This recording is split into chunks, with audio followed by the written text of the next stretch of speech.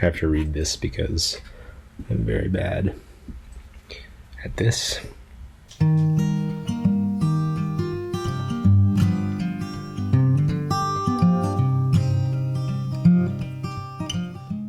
Hello everybody, welcome back to my channel, or welcome if you are new here.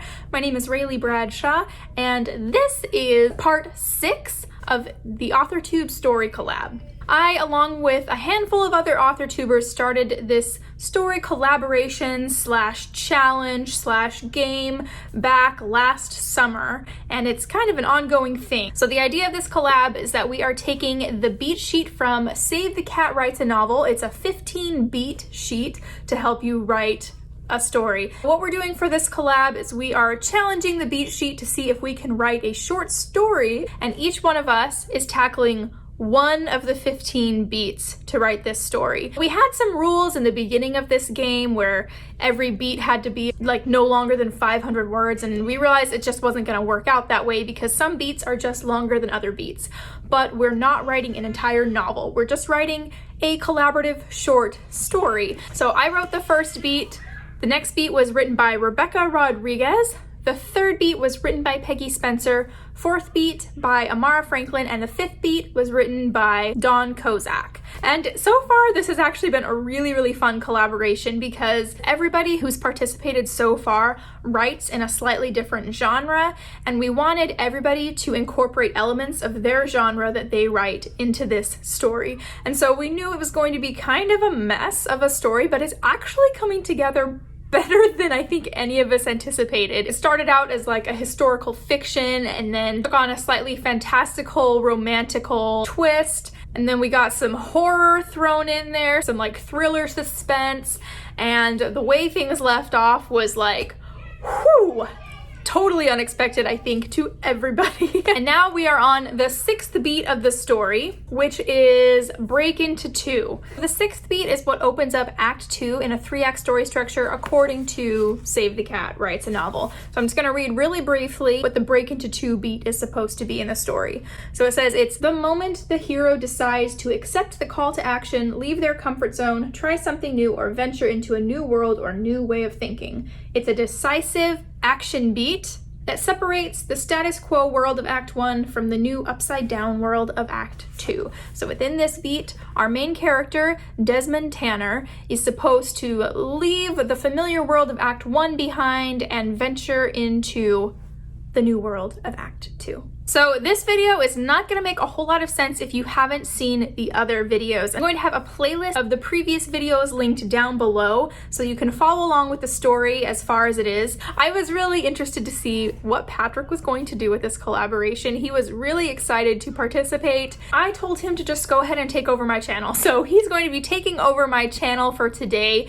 in order to introduce his beat and read it for you. Just as a disclaimer, lest you think that I allowed Patrick to do this so that I could control the direction of the story, I had no say whatsoever in where Patrick decided to take the story. I just left it completely up to him to do whatever he wanted to do with it. He read the previous beats and then just jumped right into the sixth beat. And so I'm really excited for you guys to see this. Without further ado, introducing Patrick Bradshaw.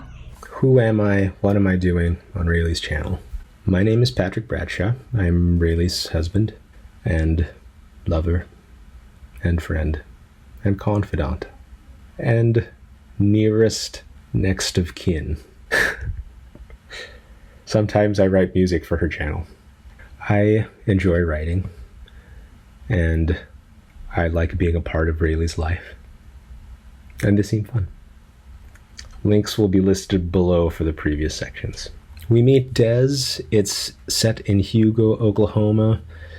He likes this one girl. There is a prince that comes who is a mystery at first and still is. The prince pays Des to teach him how to ride horses. And the prince is kind of strange, I think.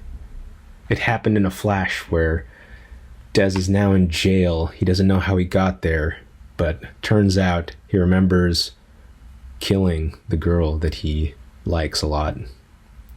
Blames it on the prince at first, but no, he is the guilty one. Now he's in jail and he needs to get out, because that's not a life. And then, this is my section. Des slowly pulled the brick from the floor. This is heavy enough to crush a head, he figured. Nearby, the sheriff was beginning to snore so loudly that his cheeks flapped like flapjacks in a windstorm. Des felt inside the hole he'd made and found that he could squeeze his fingertips underneath an adjacent brick. The grout crumbled as he pulled on it. Des surged with a thrill of possibility. He managed to free the brick from the ground. He felt the next one wouldn't budge. So he squatted down, grasped firmly, and with a mighty heave pulled the brick out. It surprised him, however, and sent him tumbling backwards, and his head hit the jail wall with a crack. Des felt a flash in his mind and was out cold. While he was out, Des remembered a dry, scorching afternoon digging with his father. Des had lost his work gloves, but was too embarrassed to say anything, having already lost some dried meat and cornbread that they packed as provisions for several days' journey. He remembered how he was hungry when they reached the spot where they were to start digging, and the brutal blisters that wrecked his hands, and the moment that he saw it. "That's gold, Des," his pa said. Nobody believed his father, who claimed to have a dream that there was gold in the land. "Nobody's ever found gold here, Tanner, you crazy old mutt." But there it was, dug up from the ground that Pa saw in a dream. It was a small thing that had the appearance of a gentleman's pocket watch, but was a lot more intricate. And it had an unearthly weight and an unsettlingly deep tick, as if you were holding a human heart. Doc Crowley will have something to say about this. The way Pa described him, Professor Wolfgram Crowley was a genius, bar none. And he was certainly the smartest man who ever set foot in Hugo, Oklahoma. "He's got all sorts of inventions that the world just ain't ready to see yet," Pa would say proudly, as if he himself were the inventor. Soon after finding the pocket watch, or whatever it was, the illness came. On his deathbed, Pa said, "Des, time ain't what it seems." And Des remembered sitting outside of church with Ida Crowley, and he remembered her weird, dimpled face that was also really kind, like her parents. "My father always believed what your daddy said about time," she said. In his jail cell, Des's head hurt like hell. Luckily, the sheriff was still snoring. Even luckier, the part of the wall where he hit his head was dented and cracked. No, he stumbled backwards so forcefully that he crushed a cinder block with his thick, stupid skull. He picked up the loose brick from the floor and used it to clear and scrape away the rubble from the wall. The hole was about 4 feet off the ground. Outside the hole, the night air was warm and dense, quiet with no movement. It was a really tight fit, but after leading with his arms, he managed to squeeze his shoulders through. He had to then hop and painfully use his belly as a fulcrum in order to pull his pelvis and his legs past. By doing so, his trousers became snagged on a rough piece of wall. Damn stupid pants. Quickly, he pushed one shoe off with the other and freed himself from his snagged trousers and finally escaped. He ducked in the shadows, made sure that nobody was around, and hid himself in an alleyway, and quickly jumped behind a bush. Lucky for Des, nobody was around. The whole town seemed dead. Even the sky seemed eerily still. Des stopped running when he got to the edge of town. Something must have happened when he hit his head, because his intense hatred and his burning desire for vengeance was completely replaced by overwhelming remorse, self-pity, and sadness. Walking heavily, he found himself outside the field where it happened, and it hit him like a ghost in the night. The shape she took as she died in her blood on the grass, her gurgling gasps, and the once beautiful eyes that Des had spent his most precious wishes over. He held a hand to his cheek and started to cry. "Nothing but a murdering fool," he sniveled to himself. "But my pa," Des thought as he gritted his teeth. "There's got to be a way. 'Cause my pa said that time ain't always what it seems. And Crowley." Des started running again, in some desperate direction that he knew. Crowley has got to know something. Something about putting a man into the past and undoing what happened in time. Des ran for what felt like the entirety of the night. I'm lucky the sheriff hasn't caught wind of me, but they should have discovered that I was missing by now. They'd be on their horses, following their dogs. Des looked up for a moment at a moon that seemed fixed in the sky, and then kept running. Finally, he reached a lonesome property beyond the outskirts of town, near a flat clearing that looked like it had recently been burned.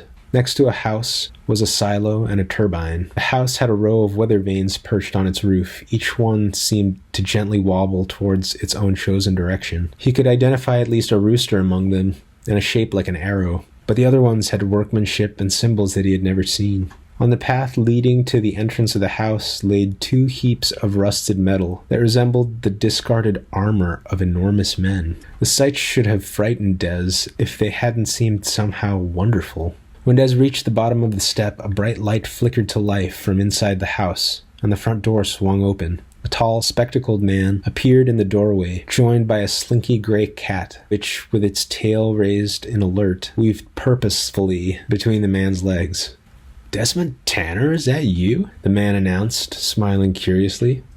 "I'll be damned, son. I was just messing around with this." The man extended his hand, revealing a gold pocket watch. Des fell to his knees from exhaustion.